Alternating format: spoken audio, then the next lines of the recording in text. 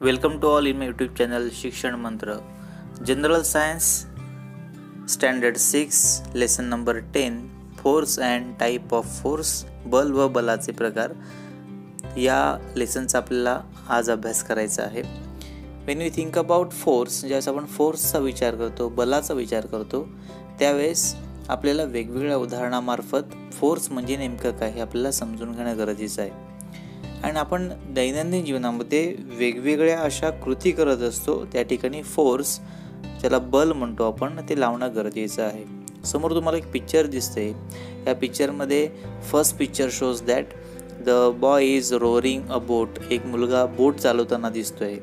Second picture shows that the sponge the press out the sponge. तुम्हाला तो sponge आहे तो प्रेस केलेला दिसून येतोय. थर्ड पिक्चरमध्ये जी स्टिक आहे काठी ती तुम्हाला तोडताना दोन्ही हाताने फोर्स लावलेला दिसून येतोय.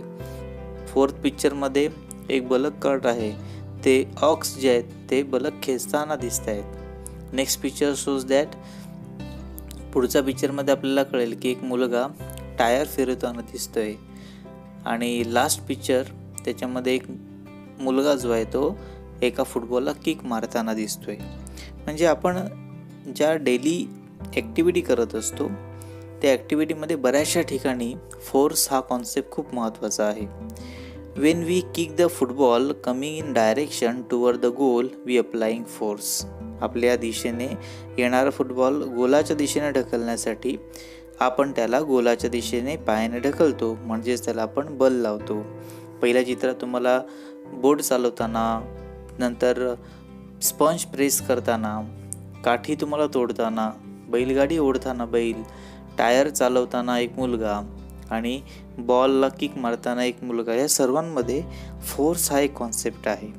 म्हणजेच आपण वेगवेगळ्या गोष्टी करतो. Lifting, pulling, riding a bicycle, stopping करतो आपण म्हणजे ओढणे, उचलणे, सायकल चालवणे, वेळप्रसंगी त्याला थांबवणे, त्याच्यानंतर पुशिंग अ लोड, एखाद्या वस्तूला पण ढकलणे, त्याच्यानंतर स्विझिंग ॲट बेंडिंग समथिंग, एखादी वस्तू वाकवणे किंवा पिळणे, अँड ड्रायव्हिंग अ व्हेकल, एखादं वाहन चालवणे, ह्या सर्व कृती करत असतो. आणि ह्या सर्व कृतीमध्ये we have to applying force. आपण त्या प्रत्येक वस्तूला कायला करत असतो तो फोर्स लावत असतो. इवन आपण रायटिंग ज्यावेळेस करतो, लिहिताना देखील पेनाने आपण त्या वहीवरती फोर्स लावत असतो. आपल्याला फोर्समुळे काय होतं एक्झॅक्टली, तर आपल्याला एक महत्त्वाचं सेंटेन्स दिलं आहे. No object changes its position on its own. कोणतीही वस्तू आपणहून जागा बदलत नाही. Force is required to move an object. वस्तू हलवण्यासाठी बलाची आवश्यकता असते. Force is use to change the direction of an object in a motion or to the stop it. गतिमान वस्तूची दिशा बदलण्यासाठी, तिला थांबवण्यासाठी आपल्याला बलाची गरज असते, फोर्सची गरज असते. कोणतीही वस्तू घेतली तर त्या वस्तूची डायरेक्शन बदलायची असेल, दिशा बदलायची असेल, त्या वस्तूला स्टॉप करायचं असेल, उदाहरणार्थ तुम्ही सायकलला पायडल मारला तर सायकल पुढे पुढे जाते, म्हणजे सायकलच्या पायडलला आपण फोर्स लावलात. पुढे मग गेल्यावरती आपल्याला सायकल थांबवायची आहे तर आपण त्याला ब्रेक अप्लाय केला, म्हणजे गाडी थांबवली, सायकल थांबवली. याचा अर्थ आपण सांगू शकतो की ब्रेक अप्लाय करताना देखील त्या सायकलला आपल्याला काय लावावं लागतं, तर फोर्स अप्लाय करावा लागतो. अजून आपल्याला एक महत्त्वाचा कॉन्सेप्ट सांगता येऊ शकेल की तुम्हाला एक समोर स्प्रिंग दिसते. ज्यावेळेस आपण स्प्रिंग हाताने ताणतो, when we holding the two end of the spring and pull them म्हणजे आपण ज्यावेळेस ताणतो त्यावेळेस ती स्प्रिंग थोडीशी मोठी झालेली दिसून येऊ शकते. आणि बाजूला तुम्हाला एक ब्लॅकस्मिथ दिसतोय. ब्लॅकस्मिथ म्हणजे लोहार ज्याला म्हणतो आपण. हा लोहार त्या लोखंडी, लाल झालेल्या लोखंडी वस्तूवरती, ज्याला आपण red hot piece of iron म्हणतो, त्याच्यावरती तो हतोडा मारतो आणि हतोडा मारून त्या लोखंडापासून वेगवेगळ्या वस्तू तयार करत असतो. आणि ज्यावेळेस वस्तू तयार करताना त्या लोखंडाचा शेप तो काय असतो, बदलत असतो. म्हणजे एखाद्या वस्तूला आपण फोर्स लावला तर त्याचा शेप देखील बदलतो. म्हणून आपल्या ठिकाणी अजून एक महत्त्वाचा कॉन्सेप्ट कळेल, तो म्हणजे force is necessary to change the shape of an object. वस्तूचा आकार बदलण्यासाठी बलाची गरज असते. हे फोर्सबद्दलचे महत्त्वाचे कॉन्सेप्ट आहेत. आता आपण शिकणार आहोत ते म्हणजे टाईप ऑफ फोर्स. वेगवेगळे टाईप्स कोणकोणते आहेत, बलाचे वेगवेगळे प्रकार कोणते आहेत. समोर तुम्हाला एक पिक्चर दिसते. या पिक्चरमध्ये एक जो बॉडी बिल्डर माणूस आहे तो काय करतो, वेट उचलताना दिसतोय आपल्याला, आणि वेट उचलतो त्यावेळेस त्याला स्वतःच्या हाताने त्या वजनाला उचलावं लागतं. म्हणजे एखादा फोर्स आपल्या मसल्समुळे जर ॲक्ट होत असेल, the force applied with the help of muscles is called muscular force. स्नायूच्या साह्याने लावलेल्या बलाला त्याला स्नायुबल असे म्हणतो, ज्याला मस्क्युलर फोर्स असे म्हणतो. या ठिकाणी पर्सन जो आहे, हा पर्सन व्यक्ती हा प्रत्यक्ष त्या वस्तूला बल लावलेलं गरजेचं आहे. एखादी वजनी वस्तू उचलणे किंवा डोक्यावरती एखादी वस्तू घेऊन जाणे, एखाद्या वस्तूला फोर्स लावणे, या सर्वांमध्ये आपल्याला सांगता येऊ शकेल मस्क्युलर फोर्स असतो. म्हणजे मस्क्युलर फोर्सचा आपल्याला बेसिकली अर्थ क्लिअर होईल. दुसरा प्रकार आहे तो म्हणजे mechanical force. Second type is a mechanical force, ज्याला यांत्रिक बल म्हणतो आपण. समोर तुम्हाला काही यंत्र दिसत आहेत, त्या यंत्रामध्ये तुम्हाला ट्रॅक्टर दिसतोय, मिक्सर दिसतोय, स्विंग मशीन दिसते. तर ह्या सर्व मशीन ज्या आहेत, ह्या मशीन्सला फोर्स लावण्यासाठी आपल्याला कुठेतरी या मशीन्सला कुठेतरी फोर्स अप्लाय केला की ती मशीन काय होते, कार्यरत होते.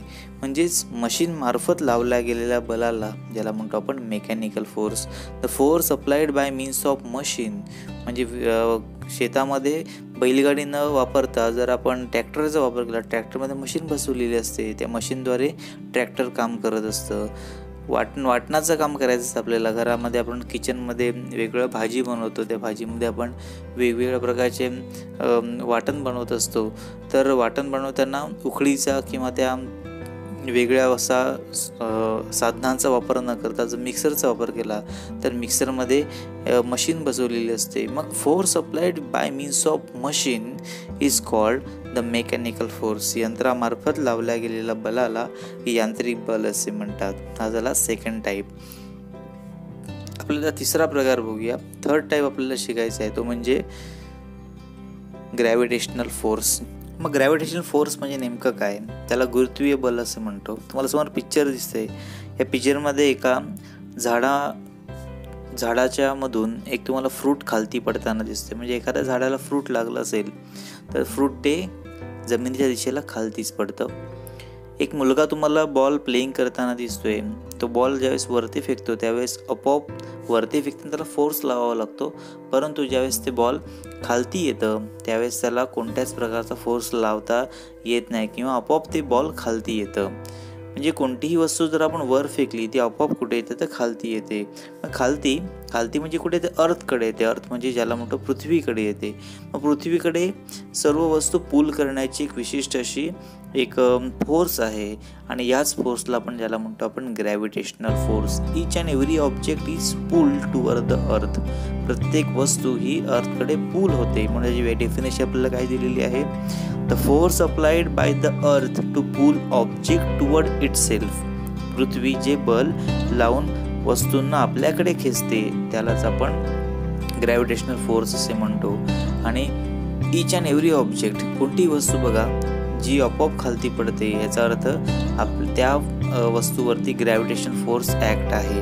आणि याचा जो शोध आहे तो कोणी लावला, तर याचा शोध सर आयझॅक न्यूटन यांनी या ग्रॅव्हिटेशनल फोर्सचा शोध 17th सेंचुरीमध्ये लावला. तर तुम्हाला जर पिक्चर दिसते, हे पिक्चर म्हणजे हे चित्र जे आहे, हे फोटो जो आहे, हा फोटो हा सर आयझॅक न्यूटन याचा आहे. आणि हे लक्षात ठेवा की ग्रॅव्हिटेशन फोर्सचा शोध कोणी लावला, तर सर आयझॅक न्यूटन यांनी लावला.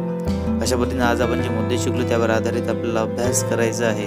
Right down definition of muscular force, mechanical force and gravitational force. आणि अजून एक आपल्याला प्रश्नाचं उत्तर लिहायचं आहे की फोर्स अप्लाय केल्यावरती काय काय बदल होतात, त्याविषयी देखील आपल्याला या ठिकाणी माहिती लिहायची आहे.